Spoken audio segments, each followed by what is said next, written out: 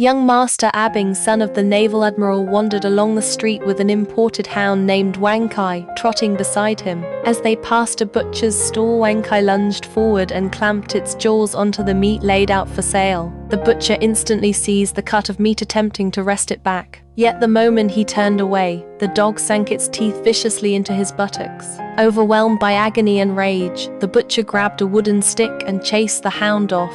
Abing hurried forward, feigning concern to check on the injured man. But upon learning the butcher sustained no serious harm, his demeanor shifted abruptly. He summoned Magistrate Hugh, the local county magistrate, and demanded an immediate verdict. Since the butcher had struck and chased away Wang Kai, he must pay 300 taels in compensation, a sum so vast his own household could not exhaust it even over 10 years. Within this scene, the imported hound Wang Kai symbolizes the foreign invaders of that era. The butcher, robbed of his goods and bitten, stands for ordinary civilians of the late Qing dynasty, trampled and victimized without recourse. The dog assaulting the stall owner mirrors how foreign powers bullied China, extorting territory and indemnities instead of offering reparation for the harm they inflicted. The plotline thus delivers sharp satire, targeting the incompetent Qing imperial government. At that moment, Song Shiji arrived, accompanied by his elderly maid Ofu. He was renowned throughout Guangzhou as an unscrupulous litigator. If offered sufficient silver, he could twist black into white and turn plaintiffs into defendants. The compensation ought to amount to no less than 500 taels. 500 taels. Young Master Abing echoed the suggestion. Old maid Ofu abruptly crouched down and sank her teeth hard into Abing's buttocks. Abing writhed in excruciating pain, grabbed a stick, and drove Ofu away. If your hound Wang Kai biting others warrants 500 taels compensation, then when my Ofu is struck and chased away, what reparation is fitting? Striking a dog merits 500 taels. Harming a human being demands far greater recompense. Wang Kai is a pedigreed hound imported from overseas. Ofu was brought back from France, and there exists no second creature like her within my circle. I have raised her for 2 years, so 1,000 taels is entirely reasonable compensation, Your Honor. Magistrate Hugh pondered the argument. According to your logic, what will happen if your maid returns home safely? If she fails to come back, even 10,000 taels would not suffice to cover my loss. Abing still attempted to argue against the verdict. All of a sudden, a flower pot plummeted from an upper floor. Song Shiji's wife possessed sharp eyes and swift reflexes. She shoved young Master Abing sideways into a manure pile, inadvertently saving his life.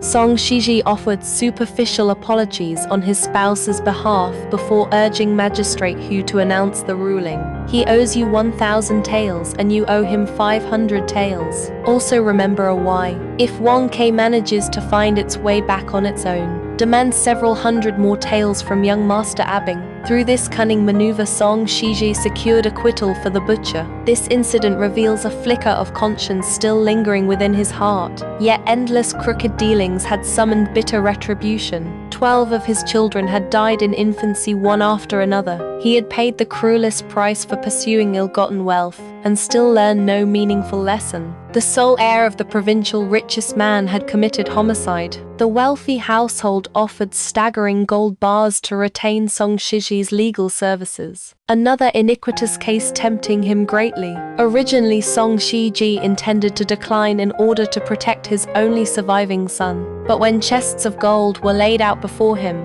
temptation proved insurmountable. All of this shall be yours, should you win the case. Failure would bring total ruin upon me. Human beings seldom resist temptation. Those who claim immunity merely have not encountered an offer substantial enough to shake their resolve. When the court convened the following day, Song Shiji deployed a torrent of sophistry and successfully secured an acquittal. May I inquire when your son received the assault? Yesterday afternoon. At what hour did the victim draw his last breath? This morning. What connection exists between the two incidents? Suppose I strike a man twice today. If he passes away 8 or 10 years afterward, can you charge me with murder, Your Honor? Magistrate Who allowed himself to be persuaded by such warped reasoning. No matter how Zhang Fu knelt and begged for justice, he declared the assailant innocent upon Song Shiji's instigation. Zhang Biao's son Zhang Shaoxi perpetrated assault. Considering this constitutes his first offense, punishment shall be waived. Warn your son never to repeat such conduct. I doubt he shall dare transgress again.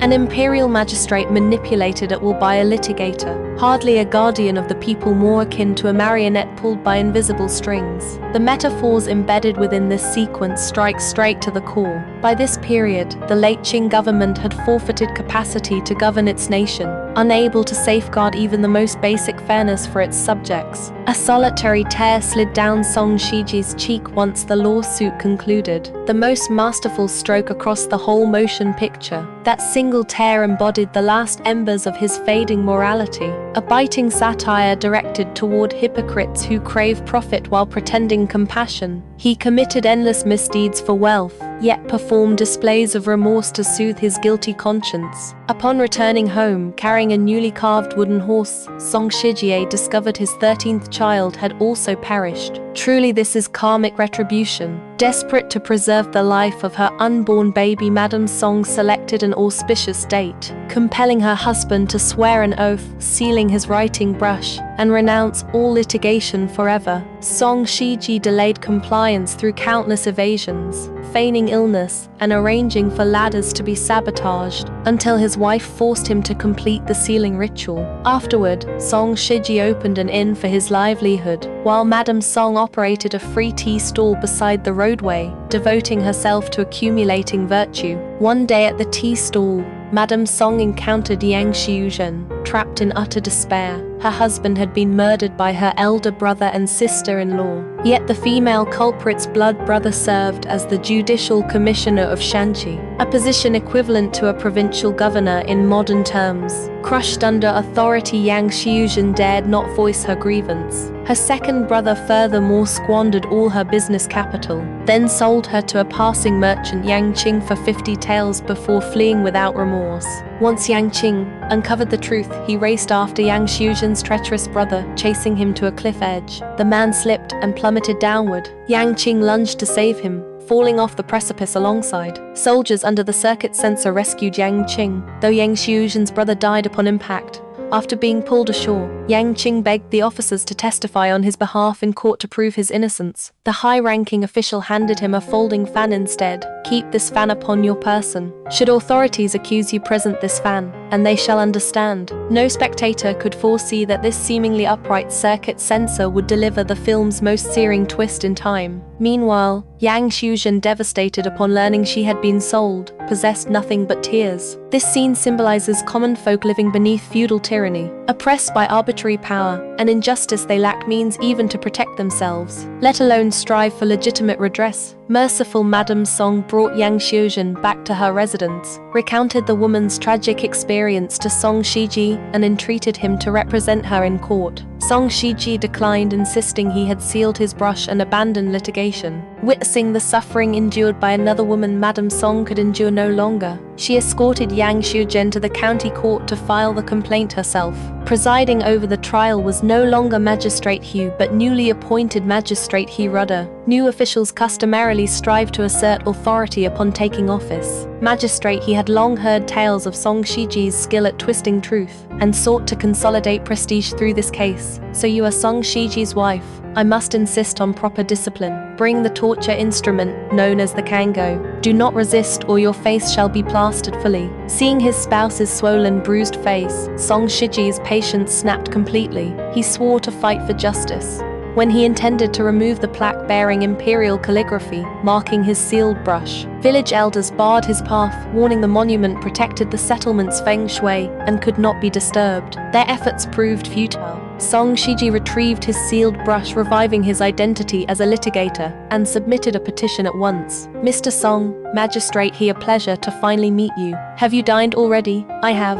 Thank you for your trouble. After a fierce war of words, Song Shiji compelled Magistrate He to accept Yang Xiuzhen's case. Orders were dispatched to Shanxi to escort her elder brother and sister-in-law back to Guangzhou for trial. The camera shifts toward two bailiffs arriving in Shanxi, who relayed details of the lawsuit to the Shanxi Judicial Commissioner. At first, the commissioner spoke earnestly about justice, demanding murderers pay with their lives, displaying no initial inclination toward corruption. yet he was helplessly obedient to his mother. Faced with her hysterical threats of suicide, he yielded to her demands. He instructed the 2 bailiffs to carry 5,000 taels of silver, alongside a confidential letter, to bribe Magistrate He Rudders in Guangzhou before the suspects arrived. By coincidence, the 2 bailiffs booked lodging inside Song Shiji's inn, and openly discussed their mission within earshot of him. During midnight, while the messengers slumbered, Song Shiji slipped into their quarters, copied the confidential letter, and returned the original document to its place. The following morning, the bailiffs met Magistrate He Rudder. After reading the commissioner's letter, the magistrate promised to do everything within his power. He initially refused to accept the silver, vowing to uphold impartial law.